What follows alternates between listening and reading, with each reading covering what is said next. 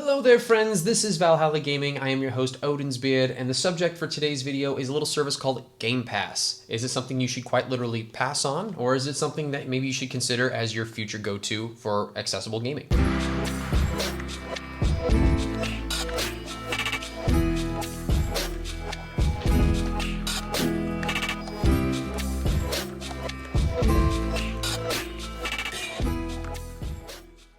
As for myself, I have been a dinosaur when it comes to how I get my media. I like to buy things physically, I like to buy my music on vinyl and CD, I like to buy my movies on Blu-ray and 4K Blu-ray, and I like to buy my games on disc. I like collector's editions, special editions. I want the steelbook, I want the art book, I want the soundtrack, I want the statue. If it's a game that I genuinely love, like Gears of War, I want to own the statue. I want to own a piece of that world because I feel like as a fan, it's something that I am paying homage to. However, with the industry moving more and more toward the digital landscape of things, it seems to be that buying your games digitally is just the way to go. And even though I've been reluctant for so long, I decided last year I'm going to give Game Pass a try, and honestly, I was pretty impressed. I think in the beginning when Microsoft showed off Game Pass, I think people liked the idea of it, but at the time the games weren't necessarily there. But I think as time has gone on, they have listened to the fans and they've made better deals with indie developers and other publishers that they can have these better and bigger games on their platform and make it a more viable purchase for their consumers down the line.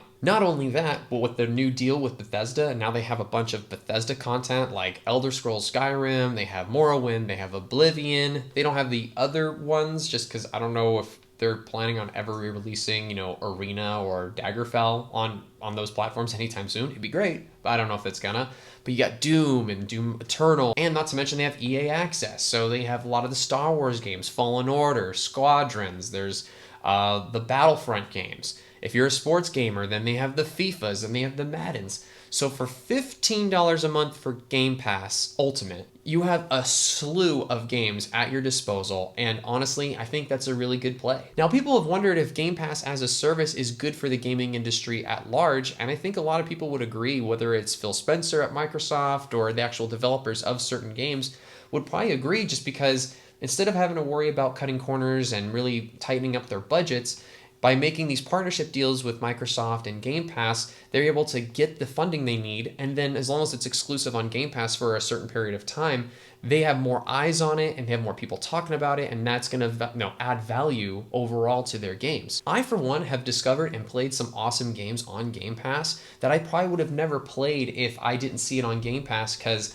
I was just looking for something new and something caught my eye. Or I would be at a store and I would see a game and I would be intrigued by the cover of it, but didn't want to necessarily spend that $40 to $60 on it, basically running a gamble if I would like the game. For me, it was Hellblade Senua's Sacrifice. I did not know much all about that game, but it's a $60 game. Well, at the time it was $60, but because I already had Game Pass for a few months, I didn't have to worry about buying it. I just downloaded it and gave it a shot. And holy shit, is that game phenomenal. I cannot wait now for Hellblade 2. Hell, I liked it enough when Hellblade 2 comes out, and if it has a special edition, I may actually want to buy it. And I think that's the sentiment that they're counting on, is that people are going to become exposed to these other titles they never would have given a second thought on, and have them try it, and then they'll probably be looped into their future set of games. Another one was Remnant from the Ashes, a third-person looter shooter style game that was also very Souls-like in its gameplay.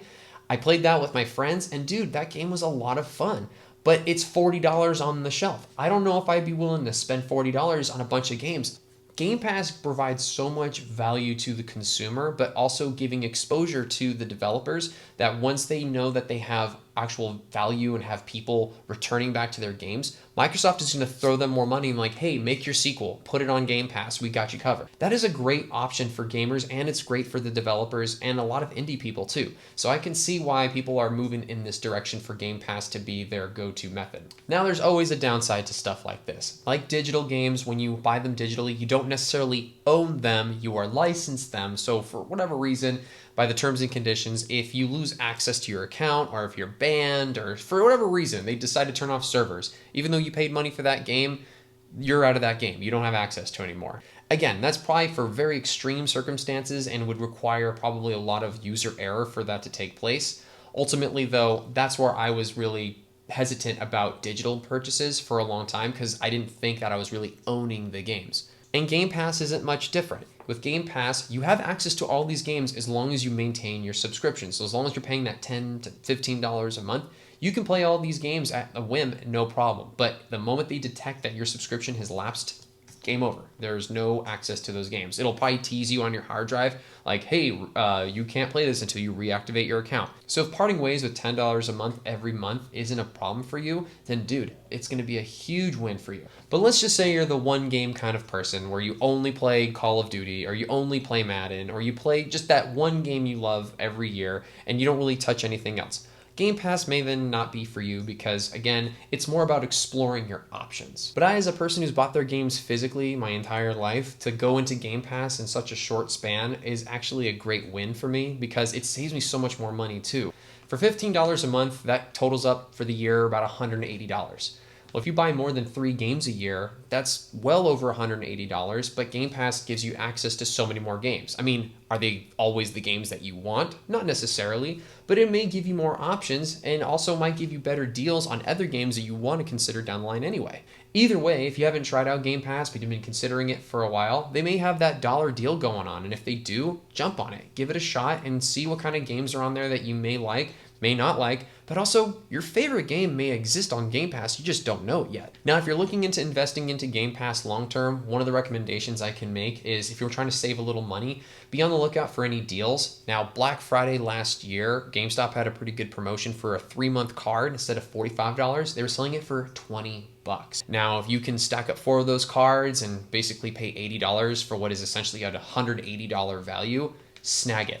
Now, sometimes they'll have rules where like you can only buy 1 card at a time, but you know, if you're savvy about it and you want to get like 1 card at 3 to 4 different locations, then by all means do so. Whatever to help you save money. At the end of the day, if the name of the game for you is to save money, explore options in games, also just have something that's accessible for new games to come out, then Game Pass is most definitely worth your money. And with that, guys, I'll bid you adieu. I'll see you on the next one. Skull.